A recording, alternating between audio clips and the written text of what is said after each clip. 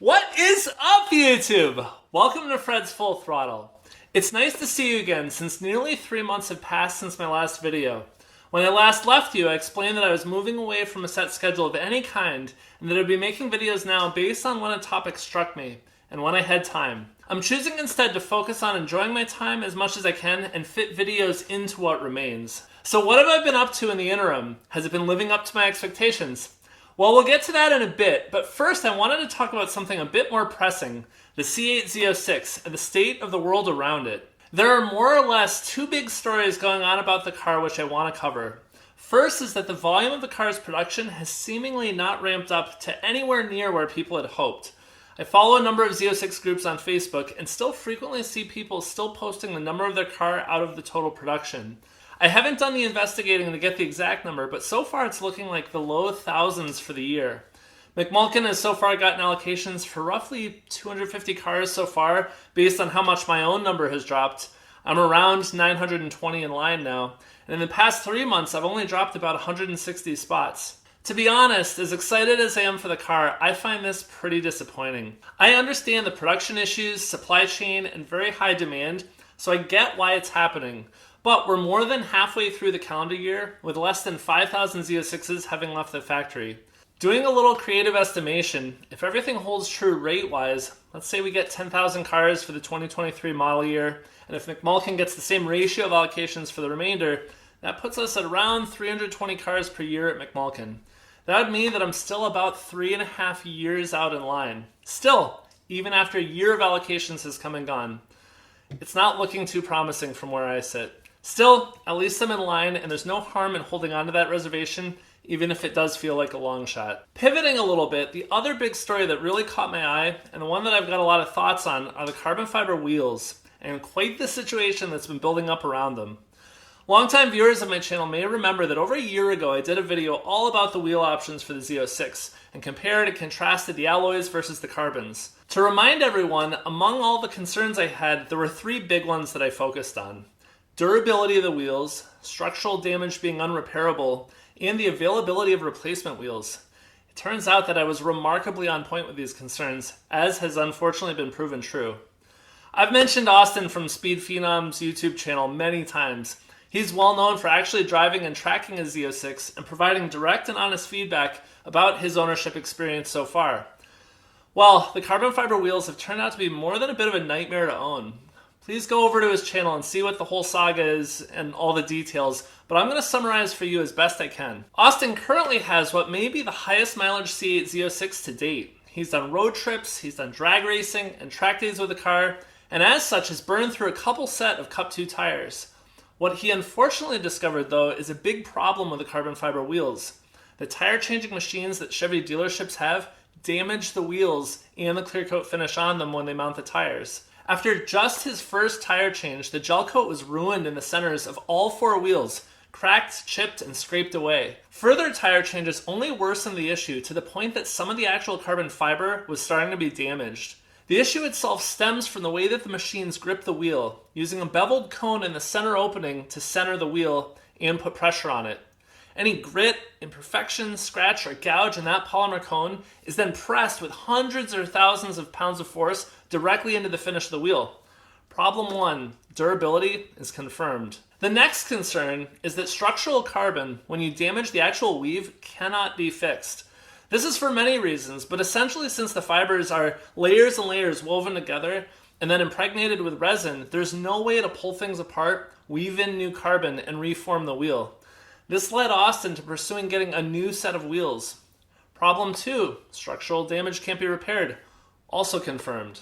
And with that new set of wheels, Austin says he ordered them last fall, back in November. Fast forward 6 months, and finally he got the wheels. With so many people opting for the wheels on their own Z06 builds, they're in high demand and short supply. Austin was lucky to get them as quickly as he did, and I have to imagine that the average person wanting a replacement set may not get that fast of a turnaround. Even at that, 6 months is a long time to wait. Problem 3, availability of replacements. also unfortunately confirmed. However, and I'm disappointed to say this, that's not the end of the problem for the wheels. And in fact, some of what I'm about to say is as serious or perhaps an even bigger problem in my mind. So, you get your new Z06 and you get your carbon fiber wheels, and you've gone into ownership informing yourself about them, and perhaps expect some of those drawbacks and problems. However, there's a much bigger problem looming, which I think is going to be really unpleasant for a lot of people. Upon finally getting his set of replacement carbon fiber wheels, Austin was excited to get his tires mounted up and move forward. So, he called up a different Chevy dealer, one that hadn't damaged his wheels, explained his situation, and tried to schedule getting his tires mounted. They declined. Weird. He called up a second dealership. They too declined, citing the liability if they damage the wheels and the cost to replace them. Each wheel is worth over $6,000 to buy individually, and the dealerships are well aware of the risks I mentioned above.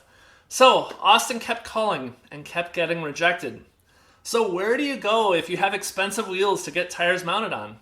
Well, he called up Ferrari of San Diego, and they agreed to help. Since many of the newer Ferraris have carbon fiber wheels, they have the right equipment and process to protect the integrity of the wheels. All seemed to be fixed, except it doesn't end there. While they have the right equipment, ultimately that Ferrari dealer was unable to mount the tires because they couldn't get the bead to seat correctly and seal the tires.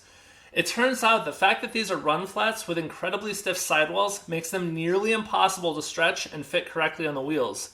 After several days of trying, including heating up the tires in the California sun to make them more pliable, they ultimately apologized and said they couldn't assist. So Austin was still looking for a way to mount the tires without damaging his wheels, and the Z06 has now spent several weeks sitting on jack stands in his garage. This is a big problem. A big problem.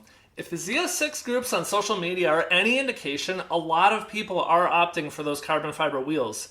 I would say more than 50% of the cars I see posted there have the carbon fiber wheels. While these owners are mostly not doing track work, Cup 2 tires don't have a long tread life, and they will likely need a replacement in a season or two of driving.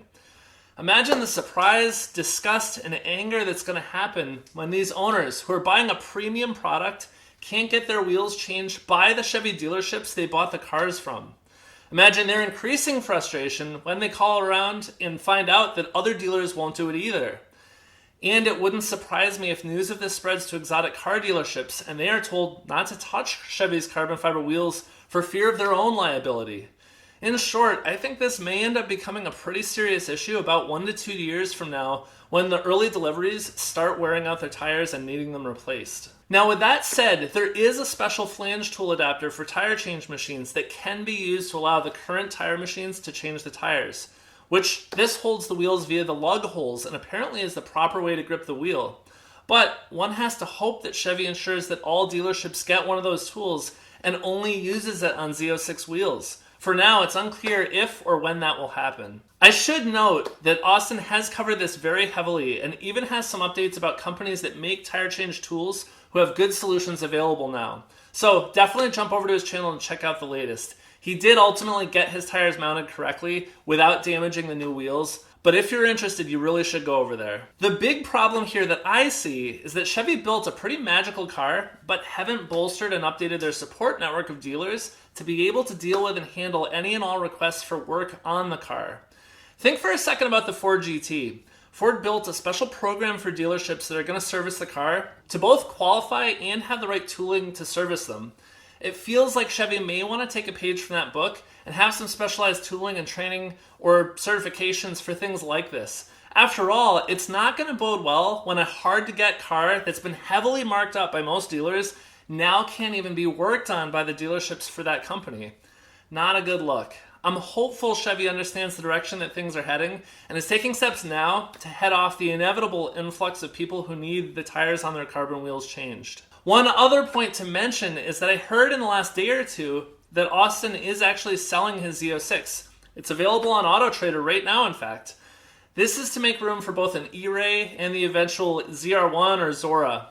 He has a recent video where he reflects on some of the good that's come out of his ownership and his experiences, and he does say that overall his impression is positive for the car, but with quite a few expensive cars on the way, including a new McLaren, he needs to free up some money for that next Corvette. Anyway, enough of that. On to the world of Fred.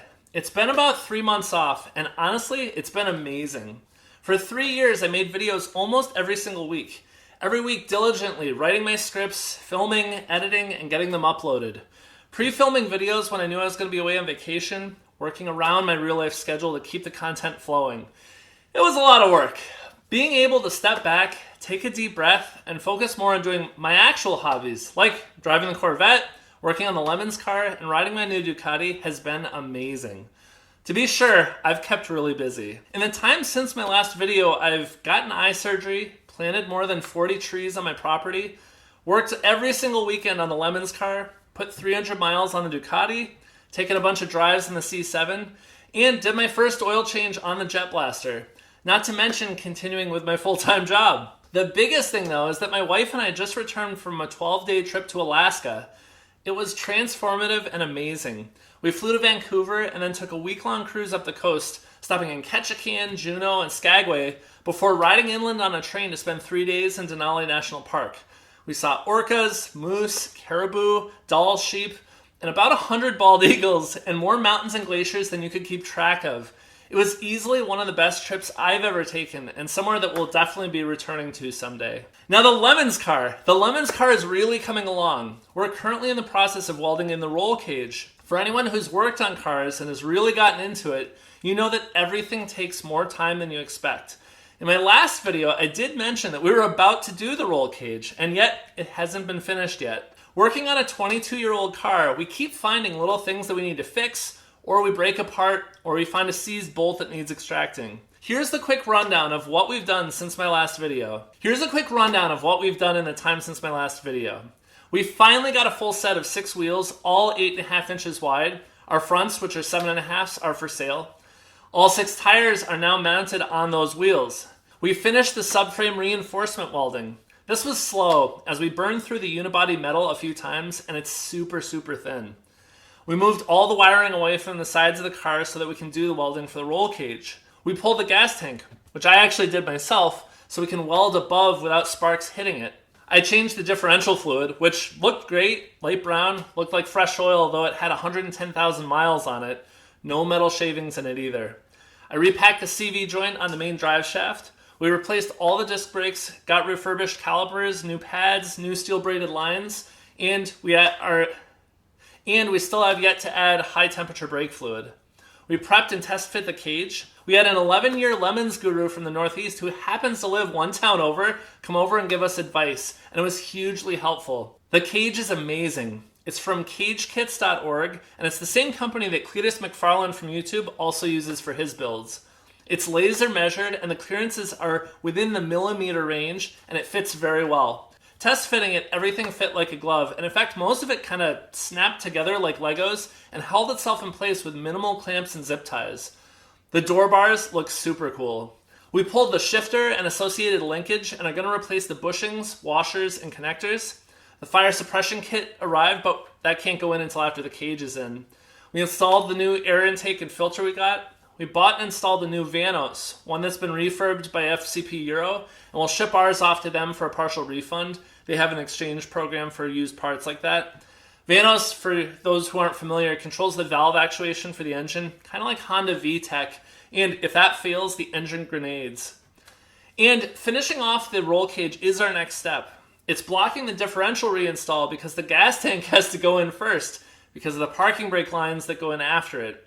For the roll cage, the main hoop spreader plates are right above where the gas tank sits when they're installed, so we have to do those at a minimum first. We're going to do the first few welds on the main hoop, and then we drilled holes in the floor of the car to drop the cage lower and off of the front boxes so that we can weld the tops of the hoop, the door bars, and etc. before we slide it back in and raise it up. There's not enough clearance to do it fully in place. We feel like there's not too much left after that because those are all kind of the real major things, and then we can get the subframe, gas tank, drive shaft all in pretty quickly. We also got our steering wheel and mounted the quick disconnect hub, as well as have our communications gear that we need to mount up to the steering wheel for push button access to talk to the crew in the pits. We've decided on team livery, which will be a play on a real world BMW paint job that one of their 3 Series cars had about a decade ago. It's going great. We're reassembling sections of the car bit by bit, and we're making good progress. It's incredibly fulfilling, and I'm learning a lot. Stay tuned as we're close to the first engine test and driving of the car. I will keep you posted and keep making videos as we go along, and I appreciate your patience with me during the time where I'm not making videos quite as frequently. I also want to make a special note and share my appreciation to everyone who's emailed me, messaged me, and reached out in the past 3 months to wish me well, ask what I've been up to, and nudge me on making more videos. It's really been uplifting to hear from you, and I've been impressed with the amount of notes that I've gotten. So thank you to all of you who've reached out. So thank you for watching. I hope you enjoyed this, and until next time, Fred out!